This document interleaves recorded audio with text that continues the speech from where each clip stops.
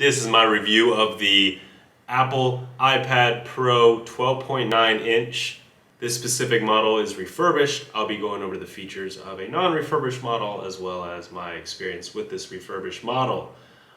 Make sure you watch this full review to understand if the iPad 12.9 inch is right for you. So let me cut to the chase.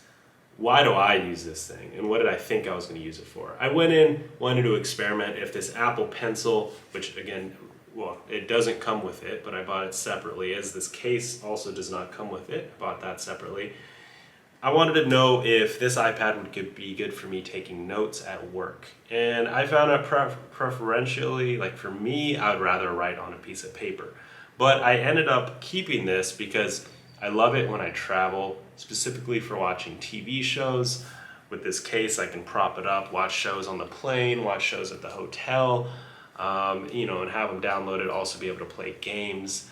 And then there's some times when I actually really love this thing as well, which is like, for instance, being able to connect via the app Duet and connect it to my laptop as a second monitor. So that's really nice at work, or depending on what you do. I know with some Macs you can connect this very easily as a separate monitor too.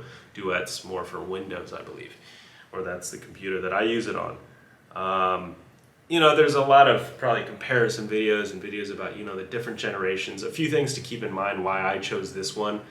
This was the year that there doesn't seem to be that much more processing from the M1 chip that I would ever need for games or anything. I don't edit on this or anything. Even editing on this I think you could do, but I haven't really tried. The speakers are really good. There's 4 of them.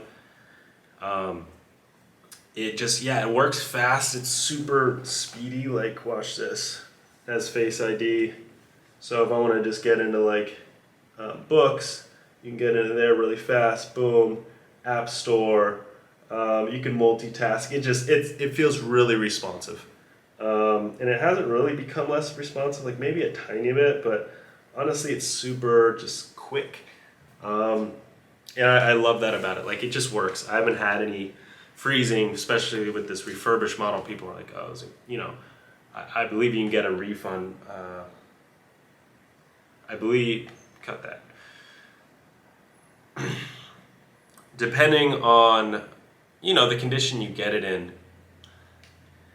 I obviously know when you buy a refurbished model, you want to make sure it's in good condition. Mine personally was in great condition. Haven't had an issue. Works perfectly. Full storage was left on it. I specifically have the 256 gigabyte. That one was going to be, that's enough memory for me for what I'm using it. Now, maybe you want the 512 because you're storing a ton of picture and video on here.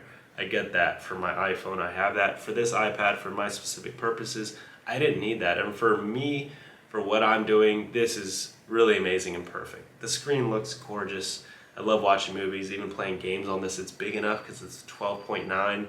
And it works with the Apple Pencil 2. This generation works with the Apple Pencil 2. I wanted to make sure that it did. It has a USB-C port. Those are the only external things besides the 4 speaker ports. 2 on the front and 2 on the back. My biggest pet peeve with all technology right now, or phones and tablets, is they're not including an 1/8 inch jack so you can plug in, headphones. It's super annoying. And then this on top of that has the USB-C, so you gotta get an 1/8 inch dongle to USB-C, whatever. It's not that big of a deal. It's just my pet peeve. It's not a reason not to get this. But overall, I'd give this a 9 out of 10. It's a stellar product. It works as intended. Beautiful screen, super fast, like for real. Oh, battery life is really good. This one arrived with it wasn't full on battery cycle, so maybe in a year or 2 I need to replace the battery, but the battery's pretty good.